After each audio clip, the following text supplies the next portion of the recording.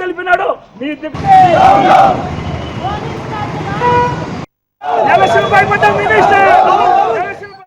రైతులకు సంబంధించిన ఎలక్షన్ ఇది. మధుసూదన్ రెడ్డికి గోపాల్ రెడ్డి ఫ్యామిలీకి తగిన ఇది కాదు. ఇది రైతులు మాట్లాడుకుంటే రైతులు ఎలక్షన్లో చేసుకుంటారు. నిన్నటి నుంచి కూడా రైతులు ఎవరిని ఏనీయకుండా దీంట్లో అవినీతి జరుగుతుందని వేడి నీళ్ళు కూడా ఇప్పుడు మా సోదరుడు చెప్పినట్టుగా పాలన్నీ కూడా పోసుకొస్తే నీళ్ళతో రోజుకి మా ముందున్న చైర్మన్ గారు రోజుకి 50,000 రూపాయలు సంపాదన చేసి దాంట్లో బృందమ్మకి 30,000 రూపాయలు ఇస్తుంటే దానికోసం ఈరోజు ఎలక్షన్ ఆపింది మా అమ్మవారు. ఈరోజు ఆమె ఆశీర్వాదంతో ఆగిన ఎలక్షన్ ఇది. ఎందుకు చెప్తున్నానంటే నేను ఓడిపోయి ఉండా ప్రజలారా, నేను ఓడిపోయి ఉండా.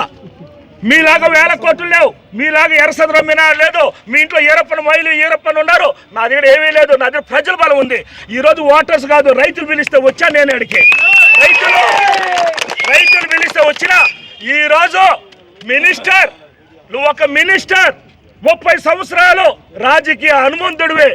నువ్వంటే గోపాల్ రెడ్డి అంటే మంచి అన్నారు. గోపాల్ రెడ్డి అంటే మంచోడు కాదయ్యా, రౌడీ అని చెప్పి ఎలక్షన్ ముందు చెప్పి ఇప్పుడు చెప్పారు. గోపాల్ రెడ్డి మినిస్టర్ కాదు, రౌడీ.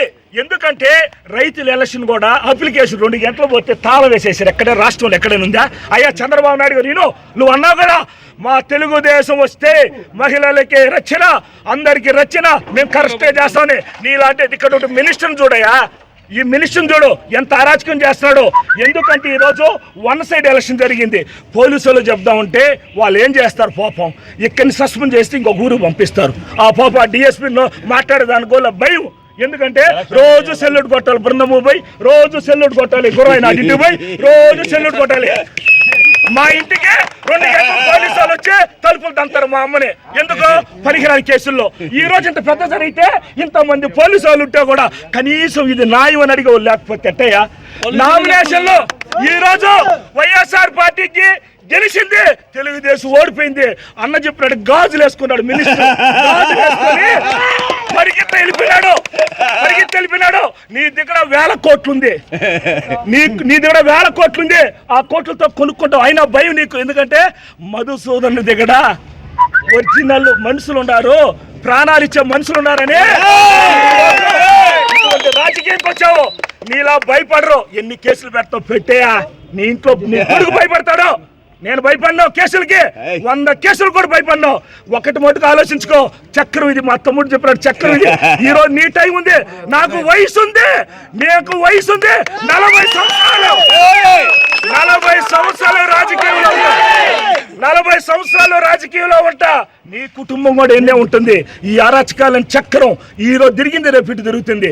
మంచి అనేది ఎప్పుడు ముందుకు పోతుంది. మహా రౌడీలు, మహా వాళ్ళు ఈ కాలాసులో 100 మందిని చూసిన అందరు కాలగబంలో కలిసిపోయినారు. నువ్వు వైట్ షర్ట్ వేసుకున్న పెద్ద రౌడీ కాబట్టి ఈరోజు అన్యాయంగా ఈరోజు ఎలక్షన్ లేకుండా చేశావు. ఈ రోజు ఇతన్ని చైర్మన్ క్యాండిడేట్ అనౌన్స్ చేసిన, ఎప్పుడైతే చెల్లపల్లి మధుని చిక్కిని అనౌన్స్ చేశానో వాళ్ళకి భయం వచ్చేసింది. వారు ఎంత ఇంత నిలబడితే 2 గంటలకి ఇతను వస్తే అప్పటి నుంచి లాక్ చేసేసినారు. కూర్చొని పెట్టేసి ఇదే ఎలక్షన్ వారు ఇచ్చిన అప్లికేషన్ చూడండి ఎన్ని గంటలు పోయినా మధు చెప్పు.